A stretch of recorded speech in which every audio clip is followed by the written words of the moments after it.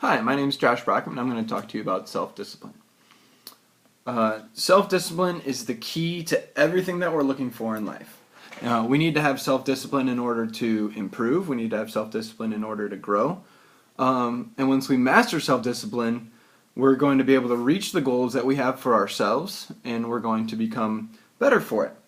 And it's not just about finding ways that we can get better. It's about attacking them and saying, this is the improvement that I need to make here. Here's how I'm going to attack it. Self-discipline is going to help us master our own destiny. It's going to help us create the life that we really want for ourselves. And it's going to help us to own the success and be proud of what we've done, what we've accomplished. The first Bible verse I have about self-discipline is from Hebrews 12, verse 11. It says, "For the moment, all discipline seems painful rather than pleasant, but later it yields the peaceful fruit of righteousness to those who have been trained by it." And that's really important for me for self-discipline, especially because it says, hey, this is not going to be easy. Improving yourself is never going to be an easy thing to do. If it was so easy, everybody would just do it all the time. And it's not like that. Everything in life that's worth fighting for is going to be tough. And that's what God is saying here in Hebrews. But he says later it yields the peaceful fruit of righteousness. So we know we're getting something great out of it. We know it's worth it to go through these struggles and these hardships and to persevere, and get to where we need to go.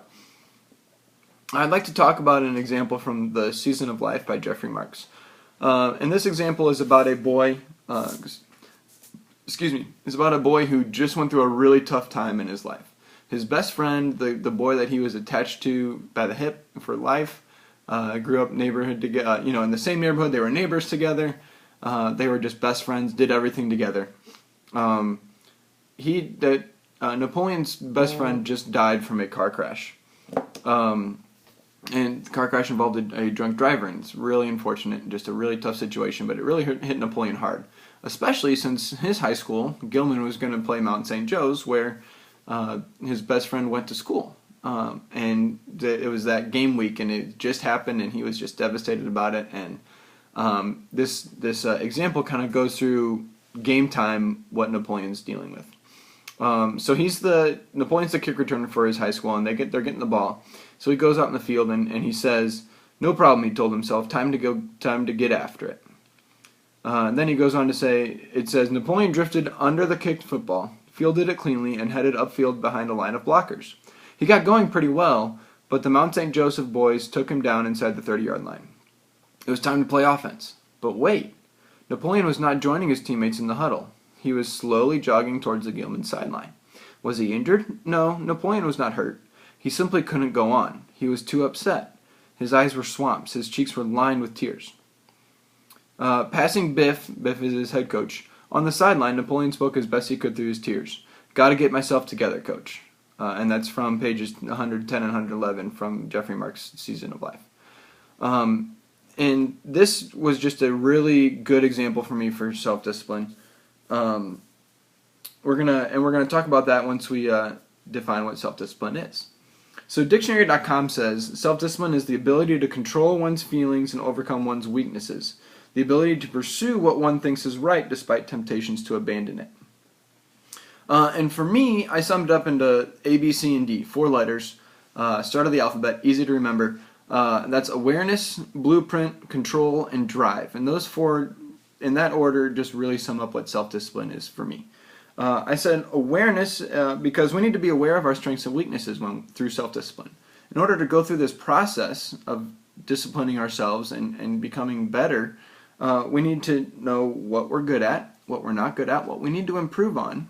We need to be aware of us, of what makes up us.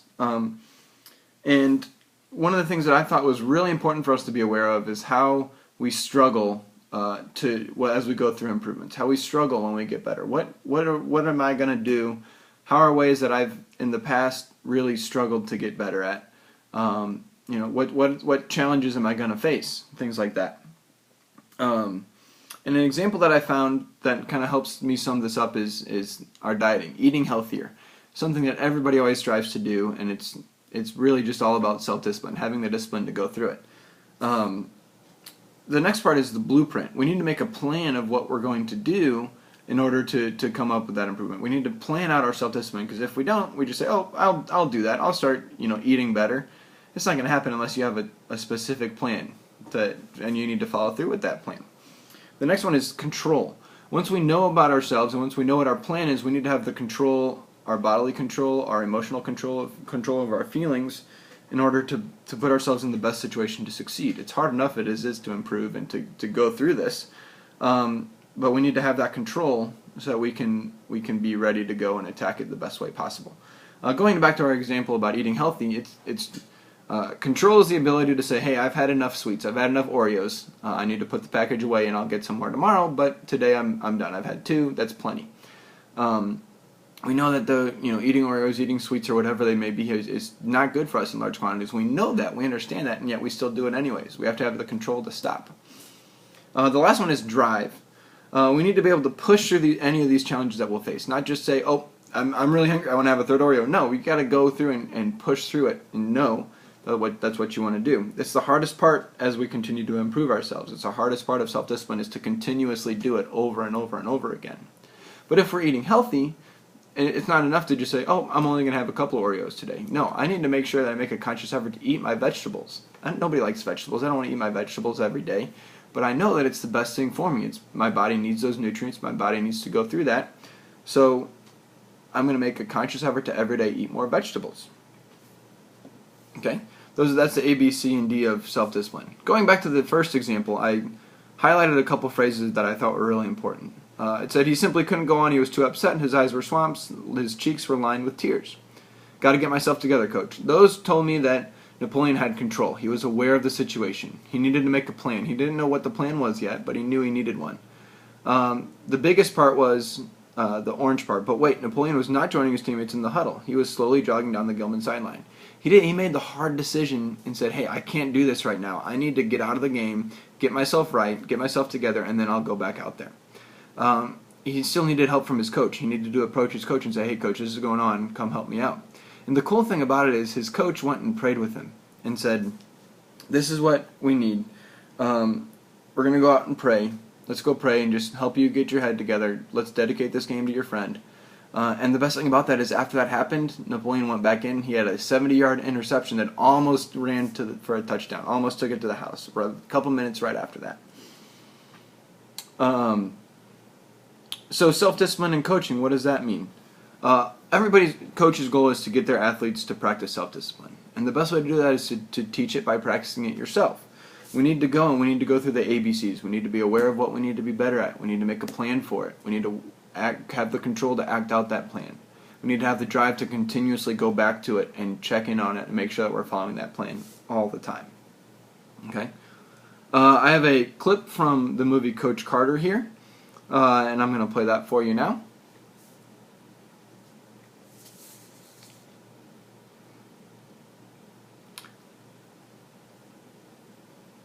And when you, as we click through that, what I think is really important about the clip is that we see Coach Carter living self-discipline in his life. It's 2 minutes and 36 seconds long. It's a really short clip. Go ahead and check it out. But we know that Coach has set the standard for his team. Coach Carter wants his team to do this. He wants them to get, be the best that they can be. And he knows that he has to set that standard. He has to get his team ready to go for that. And there's a boy, Cruz, that wants to come back in. He owes him 1,000 push-ups and 7,500 suicides or whatever it was. And he needs to pay that price. He needs to make that full commitment to the team. And Coach Carter puts his team in that hard spot, knowing that, hey, this is what it takes. Here, I'm having the self-discipline to stick to my plan and to drive, even though it would be so easy to just let Cruz back on the team.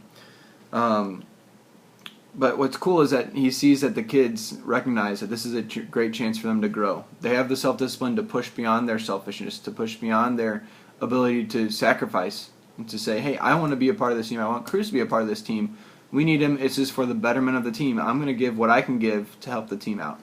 And that's awesome self-discipline to see from a team. I have another quote from you from our books. Disciplined athletes accomplish more, have a greater sense of pride, and tend to be better themselves, better teammates. They are reliable and trustworthy. Discipline involves learning to respect the game, their teammates, their coach, and most of all themselves.